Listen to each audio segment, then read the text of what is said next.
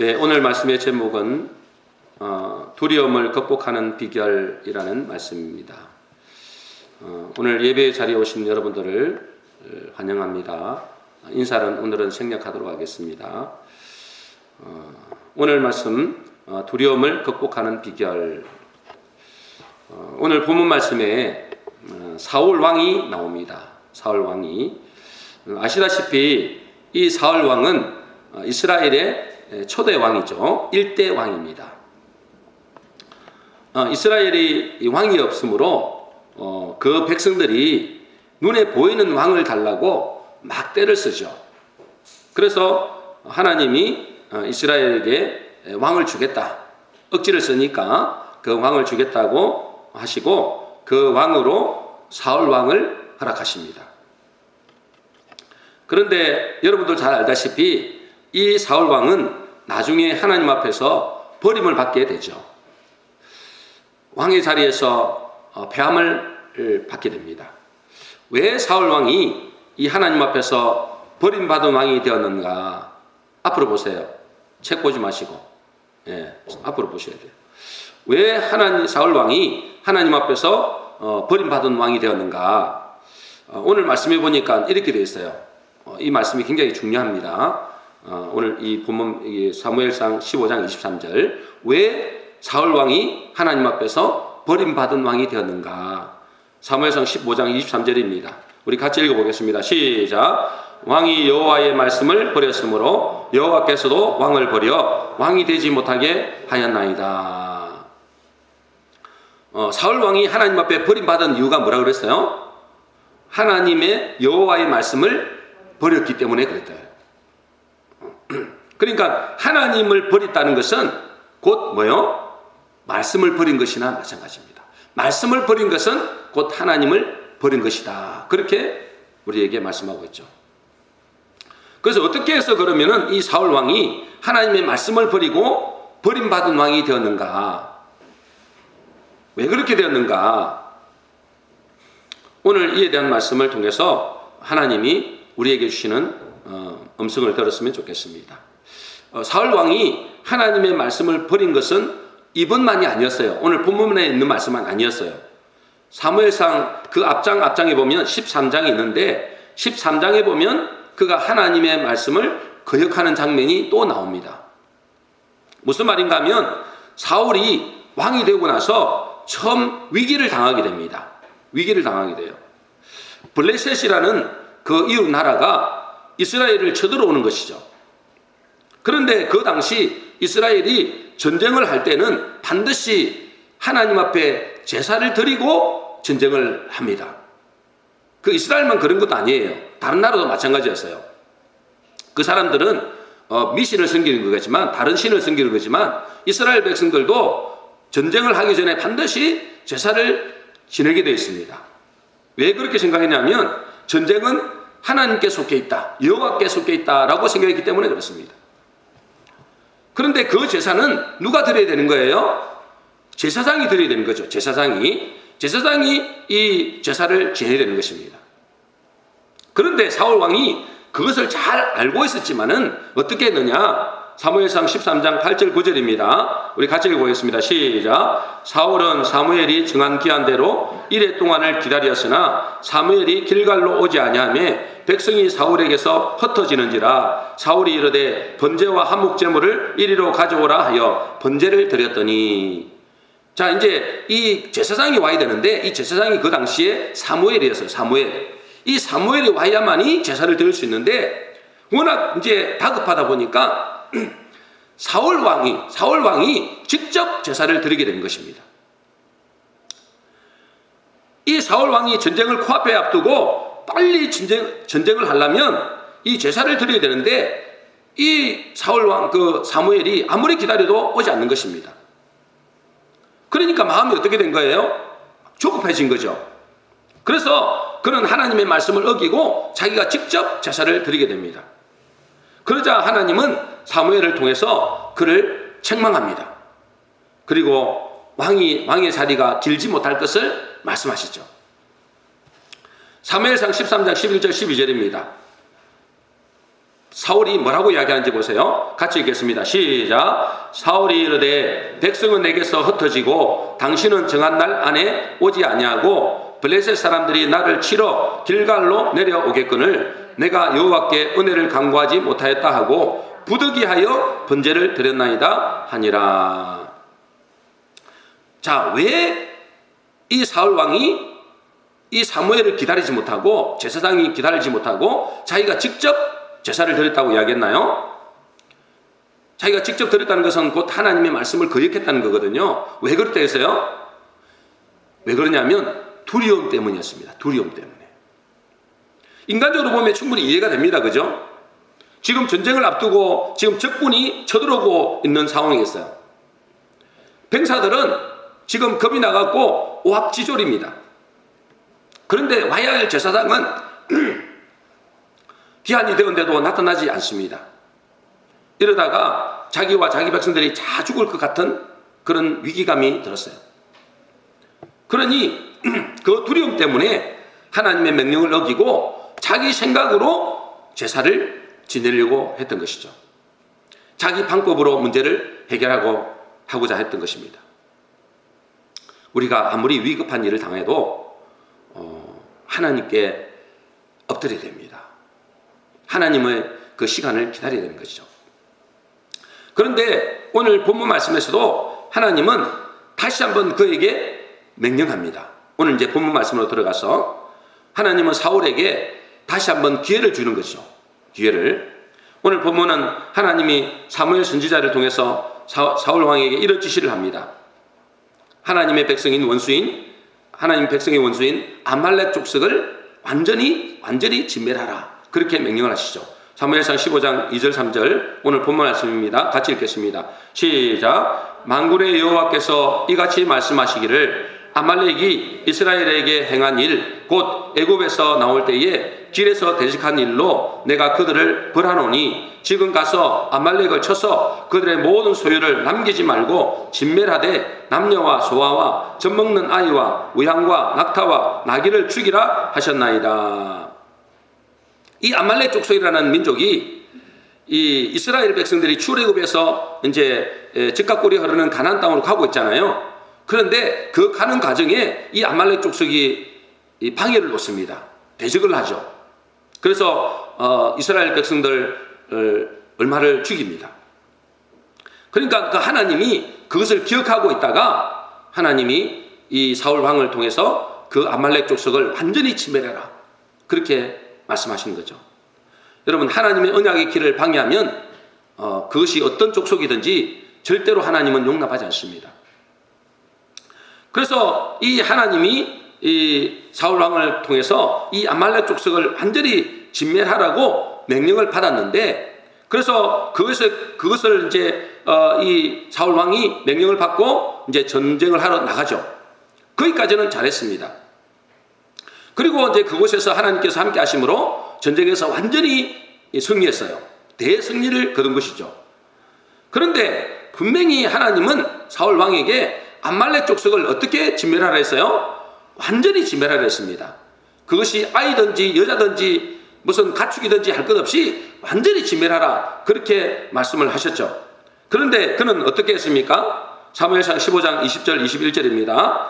한번 읽어보겠습니다. 20절부터입니다. 시작. 사울이 사무엘에게 이르되 나는 실로 여호와의 목소리를 청종하여 여호와께서 보내신 길로 가서 아말렉 왕 아각을 끌고 왔고 아말렉 사람들을 진멸하였으나 21절입니다. 다만 백성이 그 마땅히 매를 것 중에서 가장 좋은 것으로 길갈에서 당신의 하나님 여호와께 제사하려고 양과 소를 끌어왔나이다. 사울 왕이 뭐라고 그럽니까? 자기는 여호와의 말씀을 어떻게 했다고요? 순종했다라고 이야기하는 겁니다. 근데 어떻게 순종했습니까? 아말렉 왕을 살려 끌어왔고 또 양과 소를 다 진멸한 것이 아니고 그 중에서 좋은 것들을 끌어와서 뭐 하려고? 제사하려고 왔다는 것입니다.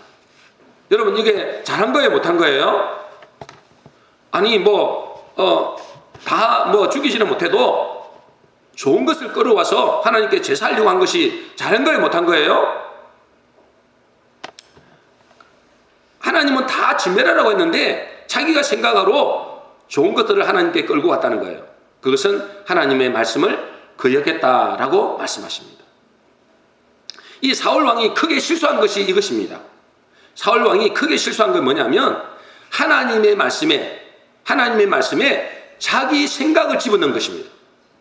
여러분, 이게 굉장히 중요한 말씀입니다. 하나님의 말씀에 뭘 넣으면 안 되는 거예요? 자기 생각을 섞어 넣으면 안 되는 것입니다. 자기는 하나님의 말씀에 순종한다고 했지만 자기 생각을 집어넣으면서 그것이 하나님의 말씀에 순종했다라고 생각하는 것입니다. 여기서 우리가 정말 잘 생각해야 됩니다.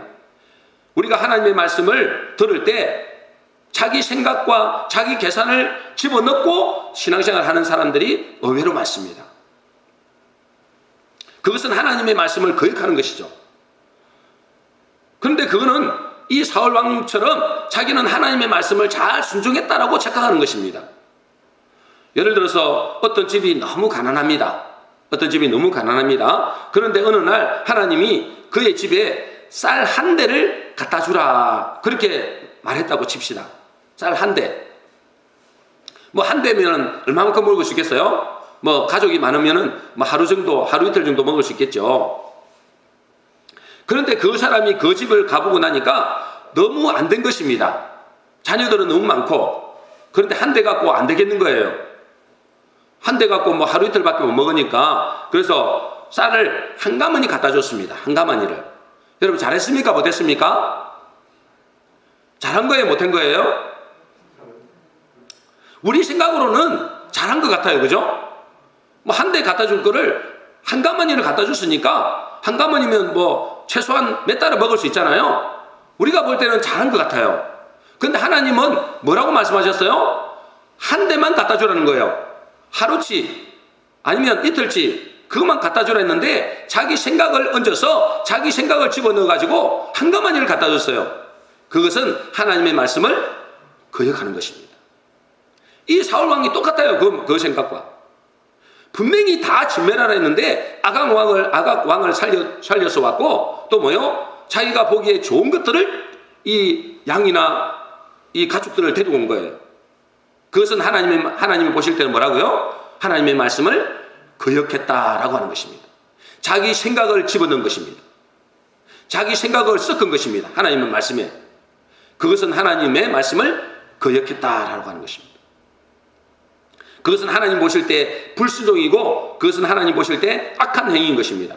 계시록 22장 18절에 보면 이렇게 되어 있습니다. 우리 같이 읽어보겠습니다. 시작. 내가 이 두루마리의 예언의 말씀을 듣는 모든 사람에게 증언하노니 만일 누구든지 이것들 외에 더하면 하나님이 이 두루마리에 기록된 재앙들을 그에게 더하실 것이요. 하나님 말씀 있는 그대로를 전해야지. 거기서 뭐요? 자기가 덧붙이면 그 재앙들이 자기에게 더한다는 거예요.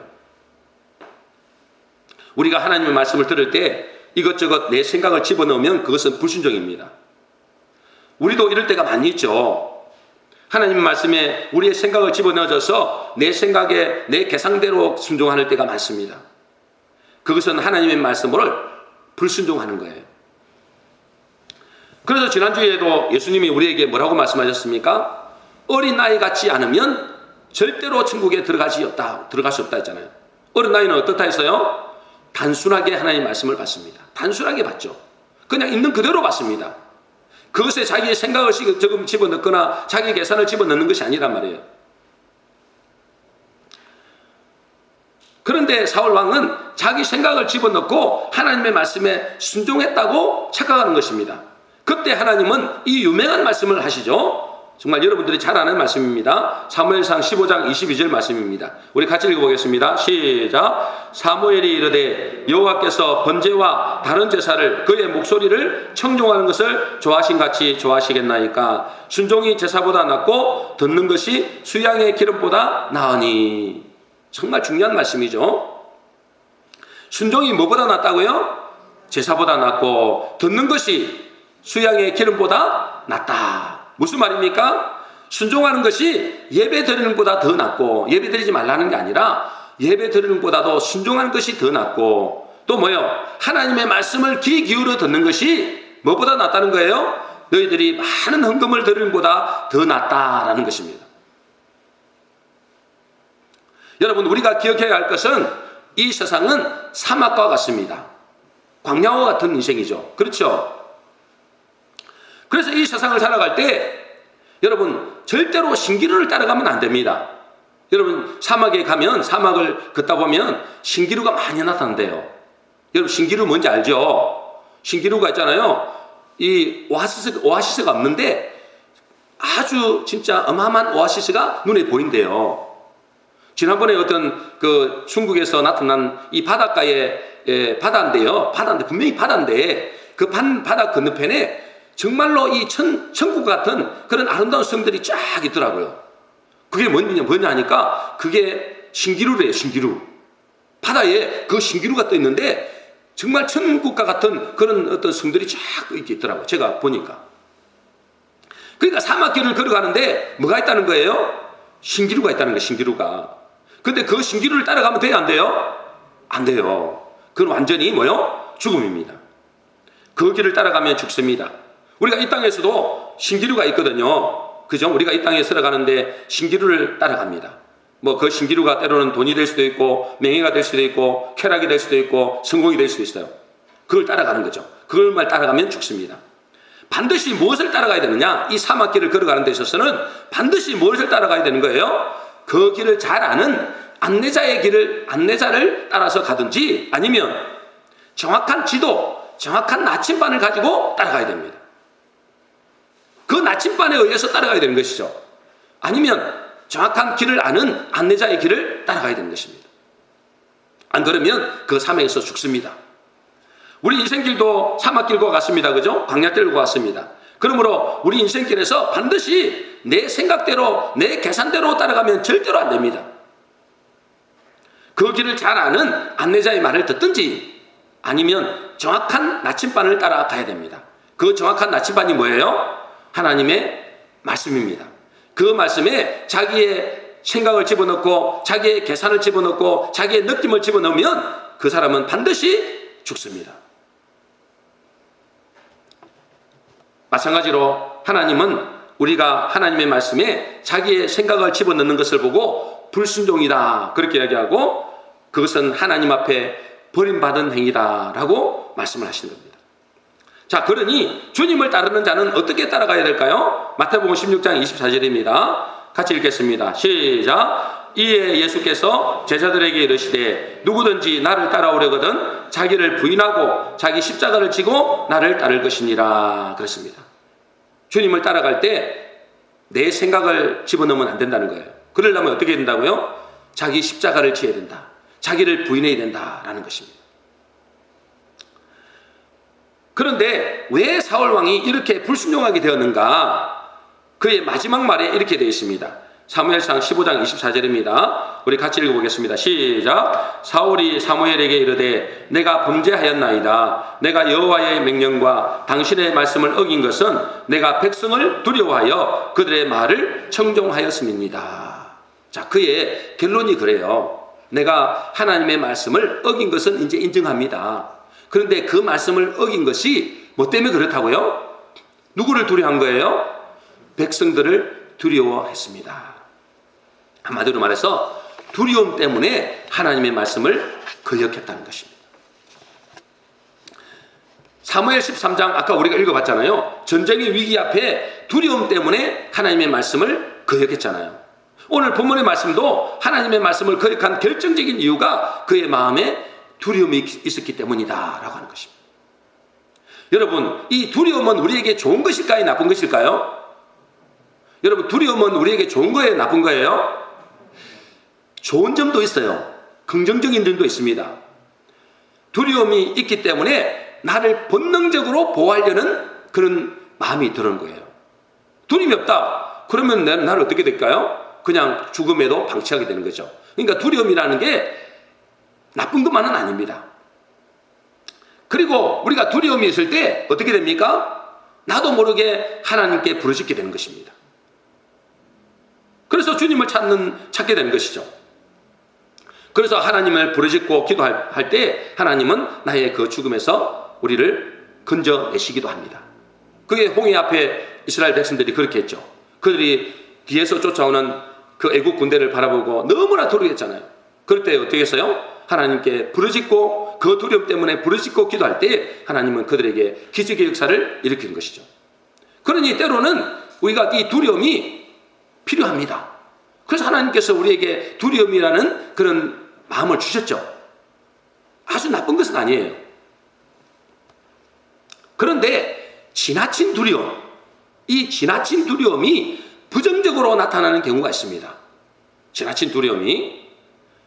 자, 이 지나친 두려움이 부정적으로 나타날 때는 어떻게 나타나느냐 하면 먼저 신경이 마비됩니다. 너무 여러분들이 두려움을 지나치게 갖게 되면 신경이 마비가 돼요. 여호수아 2장 9절 말씀에 우리 읽어보겠습니다. 우리 같이 읽어보겠습니다. 시작. 라합이 지붕에 올라가서 그들에게 이르러 말하되 여호와께서 이 땅을 너희에게 주신 줄을 내가 아노라. 우리가 너희를 심히 두려워하고 이 땅 주민들이 다 너희 앞에서 간담이 농나니. 그랬습니다. 그죠? 이 말은 뭔 말이에요? 지금 여리고성을 앞두고 있단 말이에요. 여리고성을 이제 정복하려고 이스라엘 백성들이 들어가는 겁니다. 왜? 가나안 땅에 들어가려면 반드시 여리고성을 무너뜨려야 되니까. 그런데 여리고성 안에 있는 사람들이 이스라엘 백성들이 쳐들어온다는 소리를 듣고 어떻게 됐다 했어요? 너무너무 두려워했댔어요. 너무너무 두려워했댔어요. 그러니 너무너무 두려워서 어떻게 했다고요? 그 땅 주민들이 너희 앞에서 다 뭐요? 간담이 녹았다 그랬어요. 여러분, 간담이 뭐예요? 간과 쓸개, 이게 녹아버리는 거예요. 너무 지나치게 두려워하면 간담이 녹아버립니다. 그러니까 전쟁하면 제대로 해보지 못하고 망해버렸어요. 여러분, 지가 고양이 앞에 서면 왜 지가 제대로 힘도 한번 써보지 못하고 그냥 자기 목숨을 맡겨버리죠? 우리가 옛날에 봤잖아요. 저는 시골에서 살았기 때문에 이 고양이가 쥐를 잡는 걸 많이 봤거든요. 그럼 뭐요? 막 쫓아가는데 쥐도 빠르단 말이죠. 그런데 어느 순간에 잡혀버려요. 왜 쥐가 고양이 앞에, 말 그대로 고양이 앞에 쥐가 될까요? 왜 그럴까요? 연구 결과에 의하면 두려움이 쥐의 신경을 마비시켜서 아무런 힘도 쓰지 못하고 그냥 잡혀 먹힌대요. 뭐 때문에 그렇다고요? 두려움 때문에. 두려움이 극한 두려움이 오면 자기의 신경이 어떻게 된다고요? 마비가 돼버린대요. 여러분, 저 북한 땅에 왜 노예처럼 살까요? 저 정권 진짜 한 주먹도 안 되는 저 정권에게 왜 이렇게 백성들이 일어나서 대항하지 못할까요? 두려움 때문에. 두려움이 그들의 신경을 마비시켜서 아무런 힘도 쓰지 못하게 하는 거예요. 여러분, 지나친 두려움은 여러분의 신경을 마비시킵니다. 두 번째, 왜 이 과도한 두려움이 무서운 것은 그 두려워하는 것이 나에게 임한다는 거예요. 여러분, 두려움이 내게 임합니다. 욥기 3장 25절 26절을 한번 보겠습니다. 같이 읽겠습니다. 시작. 내가 두려워하는 그것이 내게 임하고 내가 무서워하는 그것이 내 몸에 미쳤구나. 나에게는 평온도 없고 안일도 없고 휴식도 없고 다만 불안만이 있구나. 이 욥 있잖아요. 늘 두려워했어요. 혹시나 내가 제사를 제대로 드리지 않으면 우리 자녀들의 처자식이 죽지 않을까, 내 재산이 어떻게 되지 않을까, 늘 두려워하는 마음으로 이렇게 살았다니까요. 그러니까 자기가 고백하는 게 뭐예요? 나중에 진짜로 자기가 두려워하는 대로 그대로 됐어요. 자기 처자식이 다 죽어버리고 자기 가진 모든 재산들이 다 잃어버리고. 왜 그렇게 됐다 했어요? 내가 두려워하는 그것이 내게 임하고 내가 무서워하는 그것이 내 몸에 미쳤다 하는 거예요. 여러분, 지나친 두려움, 너무나 과도한 두려움은 그 두려움이 나를 어떻게 한다고요? 나에게 닥친다고요. 왜냐하면 두려움이 지나치면 내 몸에 면역력이 떨어진대요.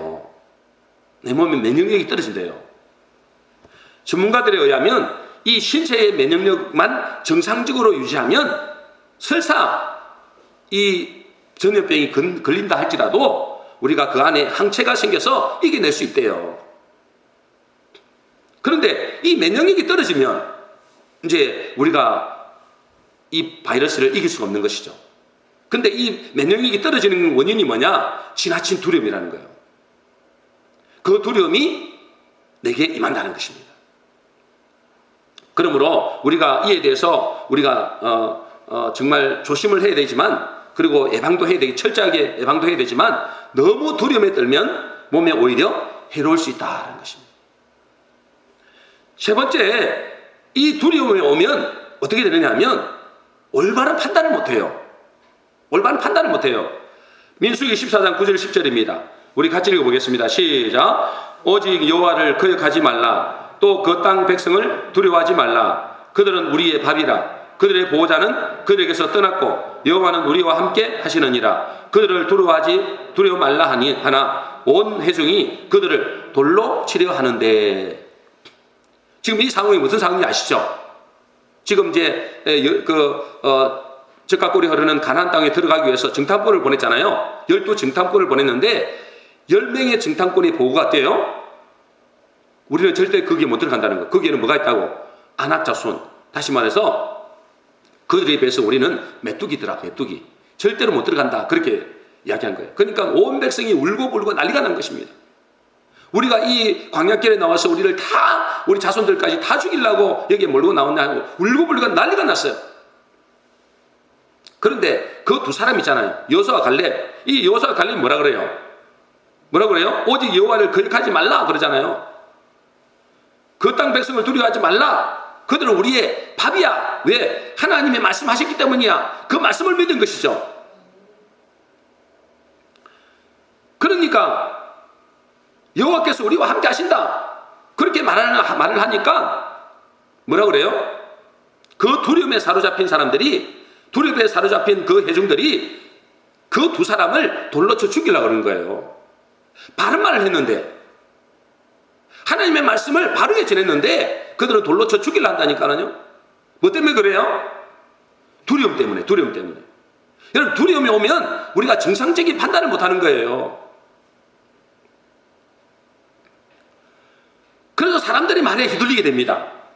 다수의 말에, 세상 되는 사람들 다수의 말에 우리가 휘둘리게 되는 거예요. 하나님의 말씀, 진짜 말씀은 들리지도 않는 거예요. 오히려 그런 사람들을 돌로 치려 하는 거예요. 그러니 올바른 판단을 못하게 되는 거예요. 여러분, 지나친 두려움은 우리가 정상적인 판단을 제대로 못하게 합니다. 그러니 우리가 너무 두려움에 빠져 살면 안 됩니다, 여러분들. 이럴 때일수록 하나님을 더 바라봐야 됩니다. 왜 우리가 두려움에 빠지죠? 여러분, 우리가 베드로가 예수님이 바다 위를 걸어갈 때, 그죠? 바다 위를 걸어갈 때 사람들이 뭐라 그랬습니까? 배 위에 있는 제자들이 뭐라 그랬어요? 유령이다 그랬잖아요. 그러니까 막 두려워 뜰을 들고 있는 거죠. 그런데 내니 두려워 말라 그러니까 베드로가 겁도 없이 진짜 주님이 맞으면 나를 바다 위로 걸어오게 하소서 그랬잖아요. 그럼 잘 걸어갔어요. 그죠? 여러분 잘 알다시피. 잘 걸어가다가 좀 있으니까 빠져가는 거죠. 왜? 왜 빠져가세요? 두려웠어. 뭘 왜 두려웠어요? 주변의 환경을 보니까, 현실을 보니까, 파도를 보니까 겁이 나는 거예요. 여러분들, 현실을 바라보고 환경을 바라보지 마시고 예수를 바라보시기 바랍니다. 여러분, 이 상황을 바라보면, 지금 현실을 바라보면 여러분 너무너무 떨려요. 여러분 바깥에 나가지도 활동도 못하고 그냥 방구석에 입에 있어야 돼요. 예배는 아예 뭐 생각도 못해요.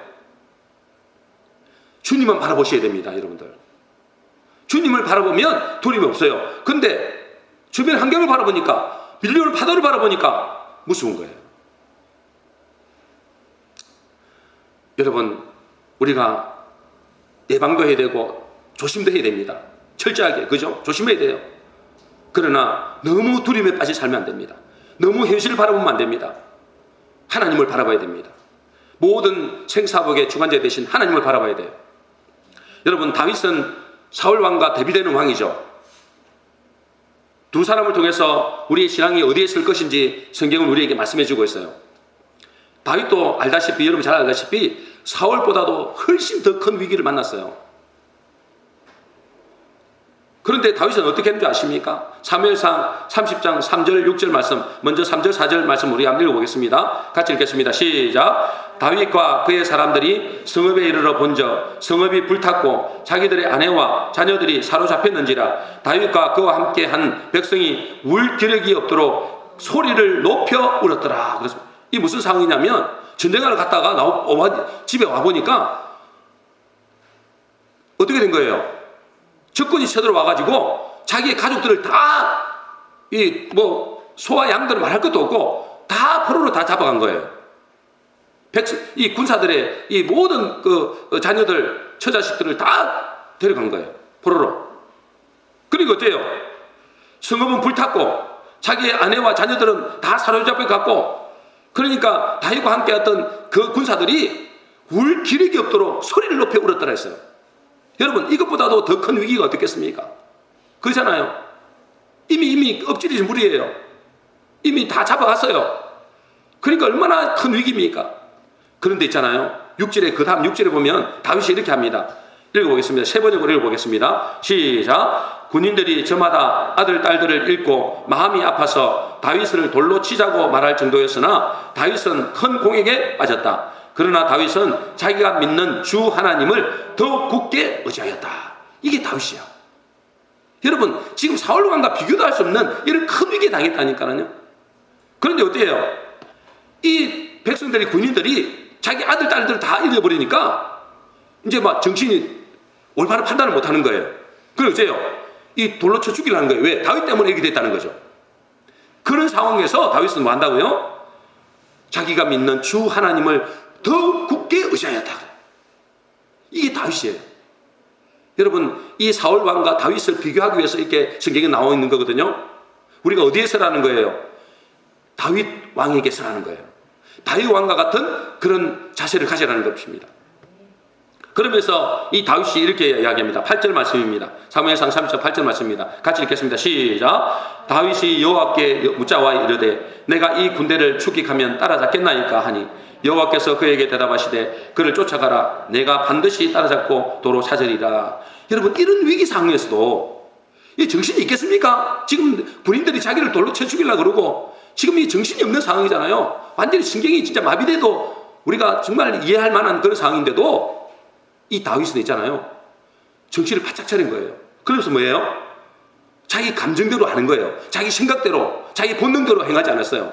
어떻게 했어요? 다윗이 여호와께 묻자와 이르되, 여호와께 묻는 거예요. 하나님, 이 상황이 어떻게 해야 됩니까? 이 위급한 상황에 내가 어떻게 해야 됩니까? 하나님께 묻는 거예요. 여러분, 다윗이 위기를 만날 때마다 하나님을 더 의지합니다. 그리고 뭐요? 하나님께 늘 묻습니다. 이게 다윗이에요. 여러분, 우리가 사울 왕을 따라가면 안 돼요. 지금 여러 가지 어려운 상황이 있지만은 우리가 이 다윗처럼 이럴 때일수록 더 주님을 바라보고 주님을 의지하고 이럴 때일수록 더 뭐요? 하나님께 묻는 인생이 되어야 되는 것입니다.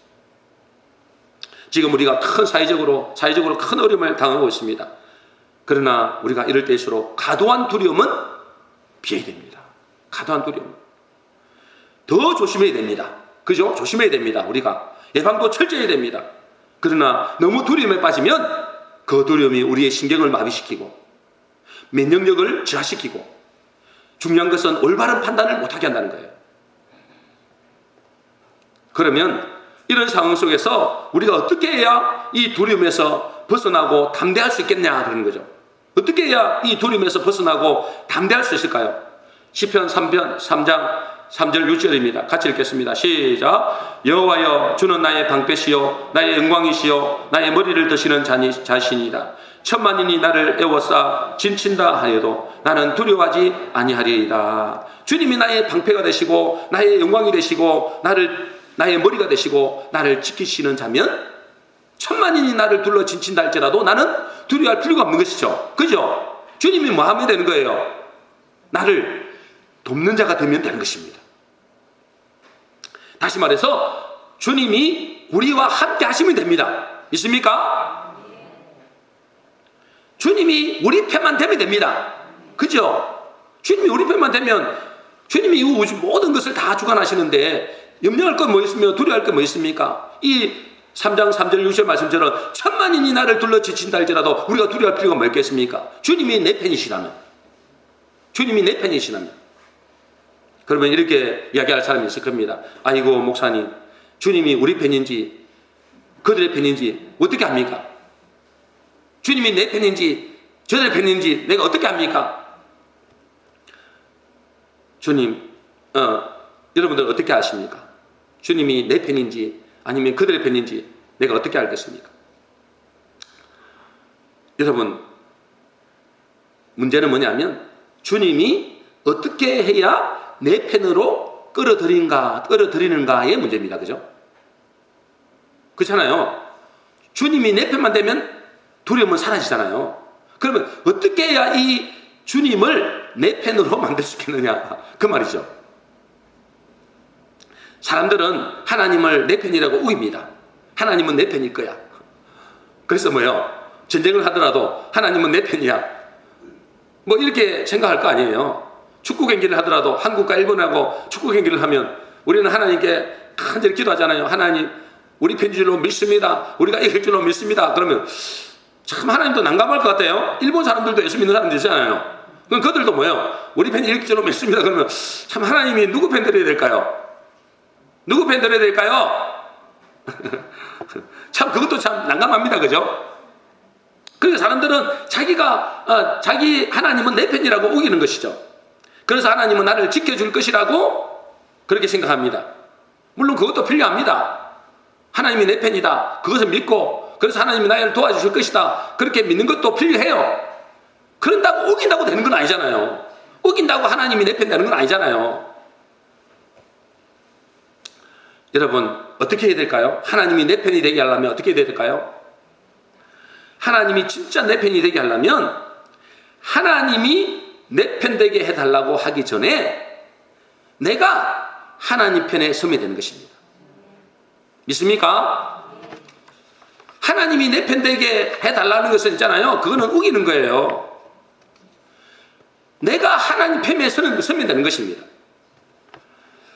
옛날에 링컨 대통령이 노예 해방 전쟁 때 이야기입니다. 이제 링컨은 북한이 아니고 북쪽의 대통령이에요. 남쪽은 뭐냐면 노예 해방을 하면 안 된다 하는 주의고, 북쪽 링컨은 뭐냐면 노예를 해방시켜야 된다. 그래가지고 남북이 싸운 거예요. 그게 미국의 남북 전쟁이에요. 우리만 남북 전쟁을 하는 것이 아니고 미국도 그 당시에 남북 전쟁을 했어요. 이 흑인 해방을 위해서 남북 전쟁을 벌였는데 1년 동안 계속 링컨의 북군이 패배하는 것입니다. 자꾸 패배하는 거예요. 어느 날 이제 내일이면 큰 결전을 해야 될 그런 이제 전쟁을 앞두고 있었어요. 그러니 이 링컨이 잠을 이룰 수가 없잖아요.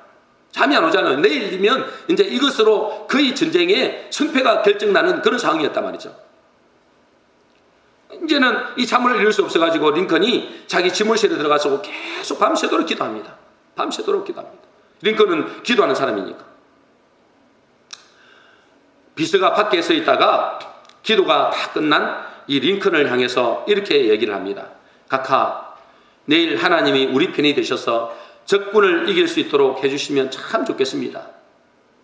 우리 군이 승리하게 해달라고 온 교회가 날마다 기도를 했고, 지금 각하가 그렇게 간절히 기도했기 때문에 내일 하나님이 우리 편이 되어주실 줄로 저는 확실히 믿습니다. 그랬어요. 여러분, 참 좋은 고백입니다. 그죠? 좋은 고백이긴 한데 그때 링컨이 이렇게 대답을 했어요. 정말 유명한 말이죠. 내가 드렸던 기도는 그런 내용의 기도가 아니라네. 하나님이 내 편이 되어달라고 기도한 것이 아니라 어떤 상황 속에서도 내가 하나님 편에 서게 해달라고 내가 기도했다네. 여러분, 아주 유명한 이 이야기입니다. 내가 하나님이 내 편 되어달라고 내가 기도한 것이 아니라 내가 하나님 편에 어떤 상황 속이든지 내가 하나님 편에 서 있게 해달라고 기도했다는 거예요. 사람들은 하나님을 자기 편으로 끌어들이려고 합니다. 하나님 내 편 되어주셔서 내가 이 저 원수들을 반드시 지멸해 주세요. 우리 편이 꼭 이기게 해주세요. 이 전쟁에서 우리가 꼭 이기게 해주세요. 그렇게 합니다. 그럼 상대편은 뭐 기도 안 하나? 그것은 올바른 자세가 아니라는 겁니다. 하나님이 내 편 되어달라고 하기 전에 내가 하나님 편에 서면 되는 것입니다. 내가 하나님 편에 서면 되는 것입니다. 그러면 우리가 어떻게 해야 하나님 편에 서겠는가 그 말이죠. 그럼 내가 어떻게 해야 하나님 편에 서는 거죠? 여러분, 우리가 이 두려움에서 이기고 이 두려움의 전쟁에서 이길 수 있는 비결은 이것입니다. 내가 하나님 편에 서면 되는 것입니다. 아니, 하나님이 내 편 되면 되는 것입니다. 그런데 하나님이 내 편 되는 것은 내가 하나님 편에 서는 것입니다. 내가 억지로 하나님 내 편 되셔야 한다고 하나님 내 편 되는 게 아니라니까요. 내가 하나님 편에 서면 되는 것입니다. 그럼 어떻게 해야만이 내가 하나님 편에 서겠냐 말이죠. 내가 하나님 안에 들어가면 됩니다. 어떻게 하면 된다고요? 내가 하나님 안에 들어가면 됩니다. 하나님 안에 들어가면 되죠. 그죠? 무슨 말인가 하면 하나님 안에 들어간다는 것은 무슨 말일까요? 진리 안에 들어간다는 말입니다. 그죠? 하나님은 진리시니까. 그 진리 안에 들어간다는 말이고, 진리 안에 들어간다는 말은 하나님의 말씀 안에 들어간다는 것입니다. 하나님 안에 들어간다는 것은 뭘 말한다고요? 진리 안에 들어가는 것이고, 그 진리 안에 들어간다는 것은 무슨 말이라고요? 하나님의 말씀 안에 들어가는 것을 하나님 안에 들어가는 것입니다. 다시 말해서 지금까지 내가 하나님 편에 서 있지 않고 다른 편에 서 있었다면 내가 회개하고 그의 말씀에 귀를 기울이고 그의 말씀에 청종하는 것입니다. 내가 하나님 안에 들어가는 것이 뭐라고요? 회개하고 내가 하나님의 말씀에 귀를 기울이고 그 말씀에 청종하는 것입니다. 그 말씀에 순종하는 것입니다. 그것이 내가 하나님 안에 들어가는 것입니다. 그래서 하나님은 사울 왕에게 이렇게 말씀하신 거죠. 순종이 제사보다 낫고 듣는 것이 수양의 기름보다 낫다. 여러분, 하나님이 우리의 편 되는 것은 간단합니다. 내가 하나님 안에 들어가면 됩니다. 그런데 그 하나님 안에 들어간다는 것은 내가 그분의 말씀에 귀를 기울이고 그 말씀에 내가 순종하는 것입니다. 그러면 그분이 내 편 되는 거예요. 그럴 때 히브리서 13장 6절에 이런 말씀이 있어요. 그러므로 우리가 담대히 가로되 주는 나를 돕는 자시니 내가 누구를 무수하리요. 여러분, 우리가 하나님 말씀을 청종하고 그를 의지하고 그의 말씀에 순종할 때 천만인이 나를 둘러 지친다 할지라도 우리가 두려워할 필요가 없습니다. 심한 전염병이 온다 할지라도 우리를 건지시겠다라고 말씀하십니다.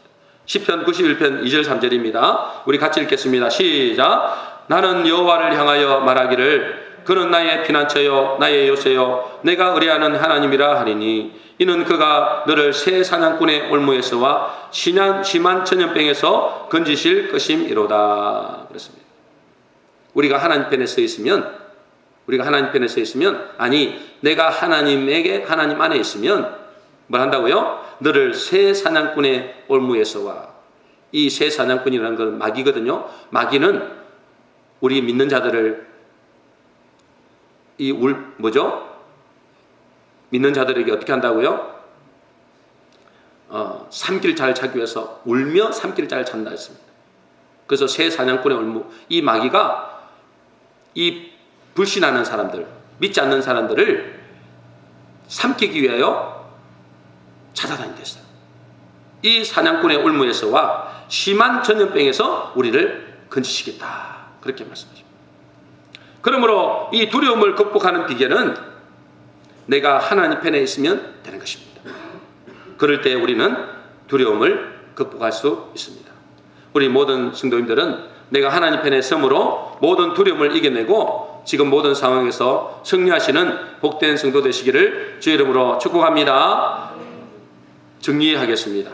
오늘 하나님은 우리에게 두 가지를 기억하라고 말씀하십니다. 여러분, 오늘 말씀에서 두 가지를 기억하셔야 돼요. 첫 번째는 하나님의 말씀에 내 생각을 섞지 마라. 하나님 말씀에 내 생각을 섞지 말라. 그것은 하나님의 말씀을 정면으로 거역하는 것입니다. 하나님의 말씀을 버리면 하나님도 우리를 버리십니다. 우리가 복음을 믿을 때도 주님이 하신 말씀 그대로 믿어야지 내 생각을 집어넣고 믿으면 그것은 진정한 구원은 없습니다. 그래서 하나님의 말씀에 내 생각을 섞지 말라는 것입니다. 두 번째는 뭐예요? 하나님의 말씀을 거역하는 이유를 보니까 두려움 때문이에요. 두려움 때문. 하나님의 말씀을 거역하는 이유가 두려움 때문이에요.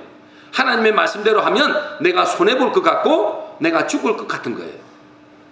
사울 왕처럼 내가 하나님의 말씀대로 살게 되면 손해볼 것 같은 거예요. 죽을 것 같은 거예요. 그래서 그 두려움 때문에 하나님의 말씀을 거역했다라고 이야기합니다. 두려움을 이기는 비결은 간단합니다. 그죠? 하나님이 내 편 되면 되는데 하나님은 내 편 만들기는 내가 하나님 편에 서면 되는 것입니다. 주님이 내 편이 되시면, 내가 하나님 편에 서 있으면 두려움은 아무것도 아닌 것이죠. 그래서 로마서 8장 35절에 누가 우리를 그리스도 사랑에서 끊으리요? 환난이나 공고나 박해나 기근이나 적신이나 위험이나 칼이랴. 그런데 주님이 내 편이 되기 위해서는 내가 주님 편에 서야 됩니다. 주님 편에 선다는 것은 내가 주님의 말씀에 귀를 기울이고 그 말씀에 순종하는 것입니다. 그것이 내가 주님 편에 서는 것입니다. 그럴 때 우리는 이 두려움에서 넉넉히 이기게 될 것입니다.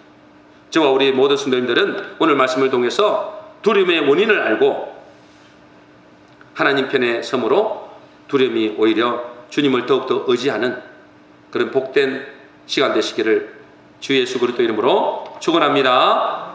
기도하겠습니다.